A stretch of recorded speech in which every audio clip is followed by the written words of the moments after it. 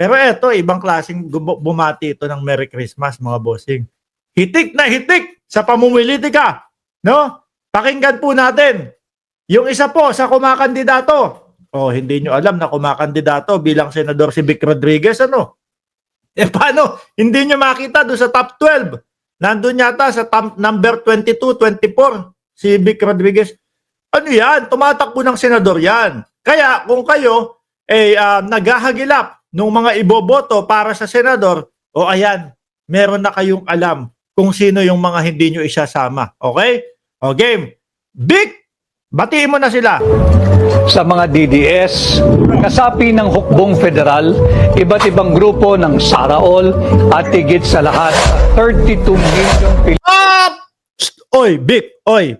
Huwag mo na ako isama dyan sa 32 million na yan, ha? Huwag nyo nang ipagmayabang yan 32 million na yan. Ako'y naniniwala na bawas na yan. Yung 32 million na yan, hindi na kasama dyan yung aking suporta. No? Kasi po, etong 32 million, mga kababayan, nung panahon po, nung nanalo si Inday Sara Duterte. Nung panahon po na hindi po natin kilala yung kanilang mga ugali, mga bossing.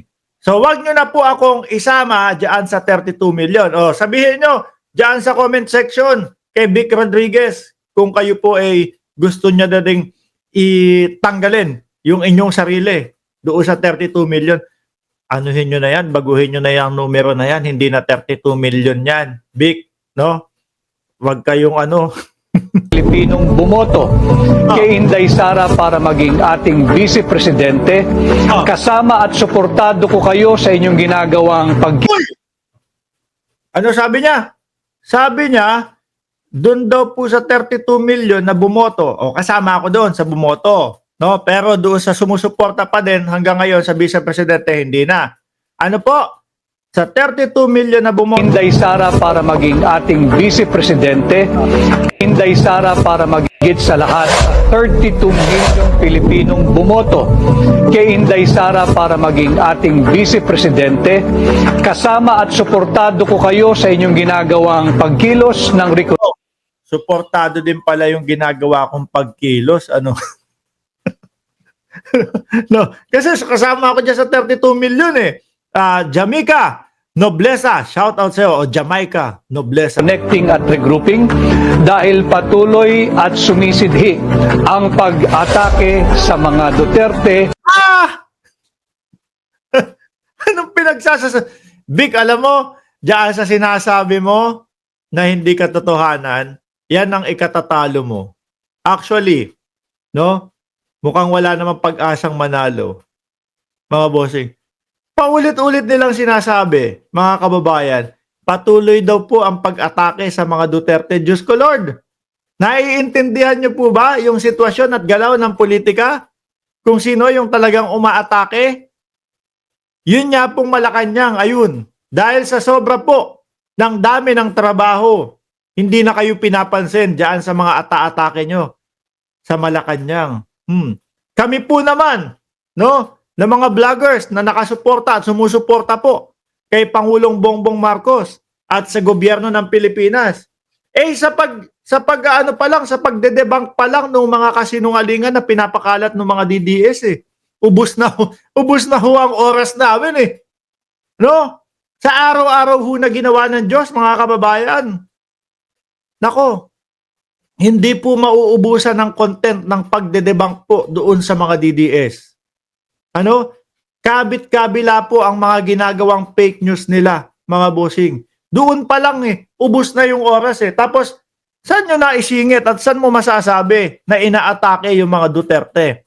Yun bang pagpapaimbestiga sa kanila? Dahil merong mga taong nagsasabi sila ay naargabyado at yung kanilang karapatang pantao ay naargabyado, pag-atake ba yun? Tingin ko hindi. Tingin ko paghingi ng hustisya yun. At ngayon lang po nangyayari, mga kababayan, dahil po nandito na si Ma'am Daisy Hapili. Hindi. Dahil ngayon lang po, mga kababayan, merong gobyerno, no? Merong gobyerno na patas. Hindi kagaya ng gobyerno ni dating Pangulong Duterte. Abo? Si si Kibuloy, yung best friend niya. Kaliwat kanan na ano yun. Kumbaga, hindi pinapansin yung kaso nun. Oh. Di ba? Sabi, Gamer 2020 games, flood control, naubos na, sinira ng bagyo. Flood control pa din. Tapos sasabihin mo, Mark, paliwanag mo yung flood control. Balikan mo na lang yung mga vlog ko nung panahon ng kasagsagan ng bagyo. No? Hindi na namin para ulit-ulitin yan para sa inyo. Tuloy natin tong mga DDS. At sa sambayan ng Pilipino. Bantayan natin ang sinasagawang impeachment laban kay Inday Sara Duterte. Nakabantay kami dyan. At nakasuporta din kami dyan. Bakit kailangan bantayan? Ano? Kasi malaki ang tsansa na mangyari, no? Hindi nga lang ngayong taon. Baka atras lang ng konti ng panahon. Paabutin lang pagkatapos ng eleksyon para pagsampa doon sa Senado, hindi na mahihirapan. Kasi yung mga senador na nandiyan ho, mga bossing, karamihan ho, nakasuporta lang kay dating Pangulong Duterte. Karamihan ho, boboto dahil po kampi-kampi sila. Hindi po boboto dahil po dun sa masusing investigasyon na gagawin. No? Sabi ni Bato yun. Bantayan natin at labanan ang ginagawang pagsisikil kay Pangulong Rodrigo Duterte gamit at panakot ang ICC na wala namang jurisdiction.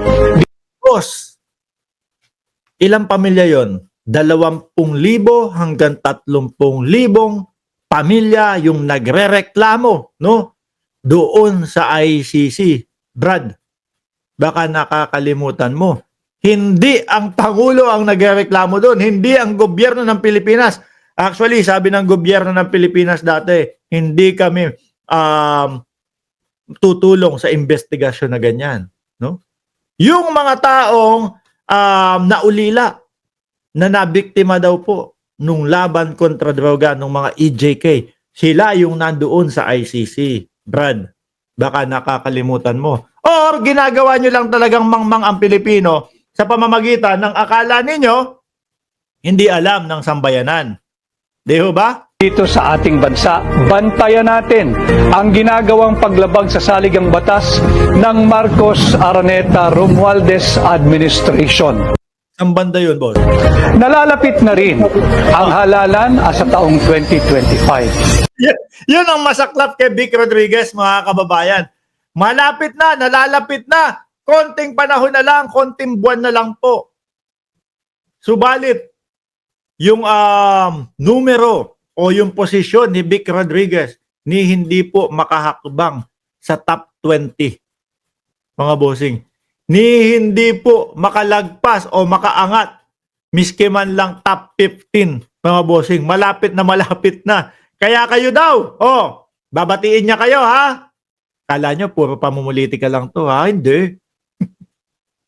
Ito po, yung, ilan ba? 1/5 Christmas greeting at 4/5 pamumulitika ho. Ito ay isang ginintuang pagkakataon upang ituloy natin ang tunay na pagbabago. Kinakailangan tayong gumawa ng ganitong pagkilos upang maorganisa at mapalakas ang ating. Ano na naman yan, Big EDSA na naman. Hindi na kayo nagsawa.